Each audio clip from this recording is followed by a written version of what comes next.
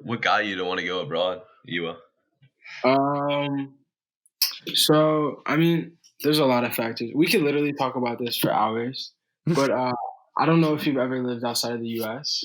But when you're in the U.S., it's really easy to get into this bubble where all you see is like America, and like you think America is like the number one thing and whatever. And I think in that in that bubble, you just neglect and you're a bit ignorant to everything outside of the U.S.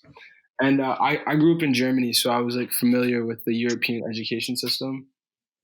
hmm And I'm more of I'm gonna say this word wrong, but it's like Anglophilic, where you're like really into the British culture. And That's a I don't thing. know. I grew up like I grew up watching Harry Potter and stuff, so I really just wanted to go to England. But I personally think that the American education system is a bit overrated and it's really overpriced. And it's crazy because I'm going to a university where it's like 2 times cheaper than my high school, and it's just as good as like Damn. any school that I would have went to in the U.S. And like I get to experience it on like an international scale.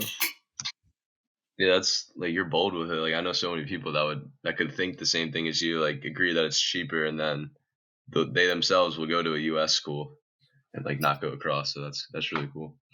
Yeah. But if you ever go to England or anything on like a study abroad trip, you have my contact info. Don't be scared to All hit right. me up.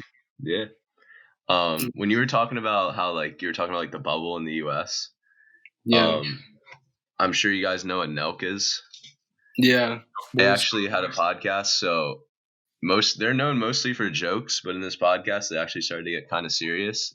And they talked about how they came up, and he was just saying like the same thing kind of is that in Canada in these small towns where they used to live, like you'll get caught up in what everyone else is doing. And what he said is just like you got to go to like LA, you got to like go to these other places and just see how hard these people are working. So then when you start going there, you'll start to work like they work, and you won't get caught up in like the bubble of your like small town or whatever. Exactly. Hmm.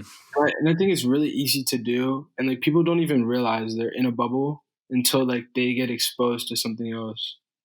So like yeah, until like Nelk was exposed to that like LA lifestyle, I'm sure they didn't even realize that they were like isolated. Yeah, and it's good that we're thinking when we're so young because I guarantee there's so many people that will grow older and then they'll finally notice they're in this bubble their whole lives. So Oh, shoot, I should have gone earlier.